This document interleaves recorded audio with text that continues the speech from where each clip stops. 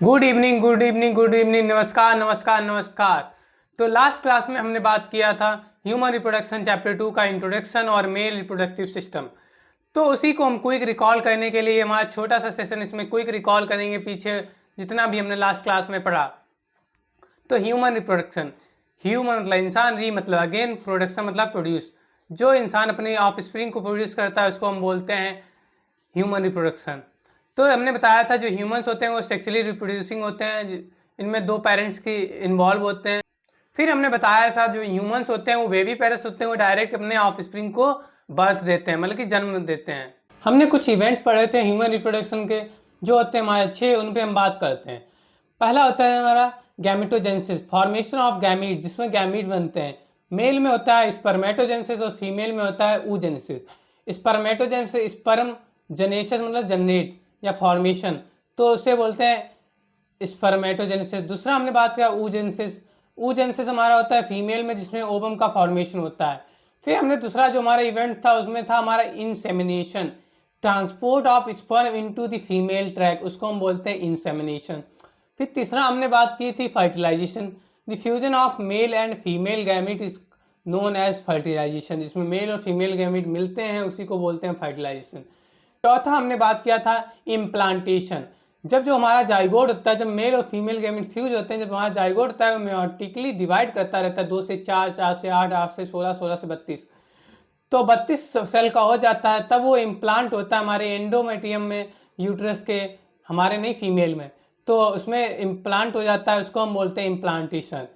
फिर पांचवा हमारा था gestation, it is a process in which development of embryo into the female womb, जो फीमेल की बॉम्ब में एम्ब्रियो का डेवलपमेंट होता है उसी को हम बोलते हैं गेस्टिनेशन। फिर हमने छठा बात की थी हमने पार्चुरेशन, जिस फर्टिलाइजेशन होता है, इंटरनल फर्टिलाइजेशन होता है। फिर उसके बाद हमने बात की थी types of sex organ, primary और सेकेंडरी दो पे हमने क्लासीफाई किया था। जो प्राइमरी सेक्स ऑर्गन होते हैं, organ that are produce hormone as well as gamete, जो ऐसे ऑर्गन जो गैमीट और हार्मोन दोनों बनाते हैं, जैसे मेल में हो गया हमारा टेस्टिस, टेस्टिस में बनता है हमारा स्पर्म और हमारा हार्मोन बनता है टेस्टोस्टेरोन, और फीमेल में हमारा एस्ट्रोजन और प्रोजेस्टेरॉन दो हार्मोन बनते हैं, उसके साथ हमारा बनता है ओवम। फिर हमने सेकेंडरी सेक्स ऑर्गन पे बात की थी, उसमें हमने जाना था कि कैसे हमारा जो स्पर्म होता है वो ट्रांसपोर्ट होता है, या जो ओवम होता है वो कैसे ट्रांसपोर्ट होता है। फिर हमने बात की थी डिफरेंस बिटवीन स्पर्मेटोजेनेसिस या oogenesis। तो हमने जाना था जो स्पर्मेटोजेनेसिस होता है वो हमारी स्टार्ट होता है प्यूबर्टी की एज में और कंटिन्यू रहता है हमारी ओल्डर एज तक। फिर उसके बाद हमने फीमेल में बात की थी oogenesis, जो oogenesis है वो स्टार्ट हो जाती है एम्ब्रियोनिक लाइफ की, और ये कंटिन्यूटी नहीं रहती है, as at the age of 50 year ये सीज हो जाती है। फिर हमने बात किया था मेल रिप्रोडक्टिव सिस्टम की, जो हमारा मेल रिप्रोडक्टिव सिस्टम होता है हमारा पेल्विक रीजन में सिचुएटेड होता है। फिर इसको हमने 4 टाइप से क्लासीफाई किया था। पहला हमारा प्राइमरी सेक्स ऑर्गन, जिसमें हमारा टेस्टिस आया था, दूसरा हमारा एसेसरी डक्ट्स थी, तीसरा हमारा एसेसरी ग्लैंड्स थे, और चौथा हमारा था एक्सटर्नल जेनिटेलिया। फिर हमने बात की थी टेस्टिस, जो टेस्टिस होती है हमारी 1 पेयर होती है, ओवल इन शेप होती है, इनकी लेंथ होती है 4 से 5 सेंटीमीटर और ब्रेथ होती है 2 से 3 सेंटीमीटर।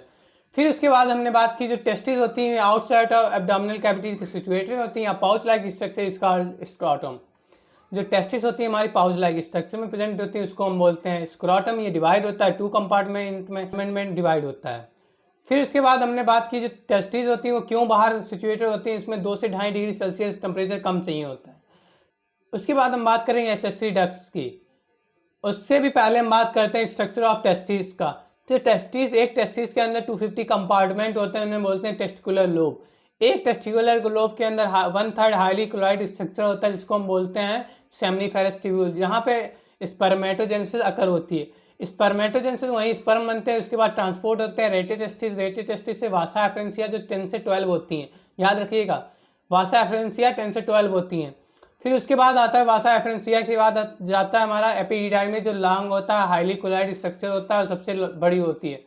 फिर उसके बाद हमारा वास डिफरेंस हमारा स्पर्म को कैरी करके ले जाता है इजैकुलेटिंग डक्ट से। इजैकुलेटिंग डक्ट होती है हमारी, वो आती है सेमाइनल वेसल से और ओपन होती है यूरेथ्रा में। फिर यूरेथ्रा से स्पर्म पास होता है, जो यूरेथ्रा होता है उसमें हमारा यूरोजेनाइटल होता है, इसमें स्पर्म और यूरिन दोनों आते हैं, कभी भी दोनों एक साथ नहीं आते हैं, याद रखिएगा। फिर उसके बाद बात की थी हमने सेमनीफेरस ट्यूब्यूल। जो सेमनीफेरस ट्यूब्यूल है वो पाया जाता है इंटरस्टिशियस स्पेस में, वहाँ पे इंटरस्टिशियल सेल पाई जाती हैं। और उसके बाद हमने बात किया था जो इंटरस्टिशियल स्पेस में WBC, RBC और लेडिंग सेल्स सब पाए जाते हैं। जो सेमनीफेरस ट्यूब्यूल होती है वो 2 सेल से बने होते हैं। फिर हमने बात की थी जो हमारा सेमनीफेरस ट्यूब्यूल होता है वो 2 सेल से लाइन होता है। नंबर 1 हमारा होता है मेल जर्म सेल या स्पर्मेटोगोनिया, दूसरा हमारा होता है सर्टोली सेल। जो मेल जर्म सेल होता है उसमें अंडरगोज मेयोटिक डिवीजन, उसमें मेयोटिक डिवीजन होता है और फॉर्म होता है हमारा स्पर्म। और दूसरा हमारा था सर्टोली सेल जो नरिशमेंट प्रोवाइड करती है हमारी डेवलपिंग स्पर्म को, और ये सिक्रीट करती है SMF मैच्योरेशन फैक्टर, और ये सिक्रीट करती है हमारा ABP एंड्रोजन बाइंडिंग प्रोटीन। फिर उसके बाद हमने बात की थी एसेसरी डक्ट्स को, हम बता ही चुके हैं आपको। फिर हम बात करते हैं एसेसरी ग्लैंड। एसेसरी ग्लैंड में हम बात करेंगे, हमारे एसेसरी ग्लैंड होते हैं वो 3 होते हैं। एक हमारा होता है सेमाइनल वेसल, दूसरा हमारा होता है पोस्टेड ग्लैंड, तीसरा हमारा होता है कॉर्पस ग्लैंड या बल्बो यूरेथ्रल ग्लैंड। फिर हम बात करते हैं सेमाइनल वेसल। जो सेमाइनल वेसल होती है वो 1 पेयर होती है। ये हमारा जो यूरिनरी ब्लैडर होता है उसके पीछे होता है और ये सिक्रीट करता है फ्रक्टोज, और ये सेमाइनल प्लाज्मा को सिक्रीट करता है 60 to 70%। फिर इसके बाद हम बात करते हैं पोस्टेड ग्लैंड। पोस्टेड ग्लैंड में हम बात करेंगे जो पोस्टेड ग्लैंड होते हैं वो 25 से 30% सिक्रीट करता है हमारा सेमाइनल प्लाज्मा, और सेमाइनल प्लाज्मा सिक्रीट करने के बाद ये कैल्शियम को सिक्रीट करता है और ये सिंगल होता है। और उसके बाद हम बात करेंगे बल्बो यूरेथ्रल ग्लैंड, जिसको हम बोलते हैं कार्पस ग्लैंड। ये हमारी 1 पेयर होती है, ये यूरेथ्रा के साइड्स में होती हैं और छोटे सिक्रीट करते हैं 5 to 10% ऑफ सेमाइनल प्लाज्मा, जो हमारा हेल्प करता है लुब्रिकेशन ऑफ पीनस, मतलब कि फ्रैक्शन नहीं होगा। फिर तीसरा हम बात करते हैं एक्सटर्नल जेनिटिलिया। एक्सटर्नल जेनिटिलिया में हम बात करेंगे हमारा जो पीनस और जो हमारा स्क्रॉटम हमने बताया था ये आउटसाइड एब्डोमिनल कैविटी में होता है और पाउच होता है, उसी को हम स्क्रॉटम बोलते हैं। फिर हम बात करते हैं पीनस। जो हमारा पीनस होता है वो कॉपुलेटरिंग स्ट्रक्चर होता है जिसमें हम कॉपुलेट करते हैं। उसके अंदर क्या पाए जाते हैं हैज इरेक्टाइल टिश्यूज। जो एनसीईआरटी में स्पेशल टिश्यूज लिखा था उसी को इरेक्टाइल टिश्यूज बोलते हैं, ठीक है। जो इरेक्टाइल टिश्यूज होती है हमारे इरेक्शन में हेल्प करते हैं, और कॉपुलेटरिंग स्ट्रक्चर होता है ये कॉपुलेट करता है। ये जब वजाइना के अंदर इंटर करता है तब वहाँ पे हमारा जो स्पर्म रिलीज होते हैं उसे बोलते हैं इंसेमिनेशन, याद रखिएगा।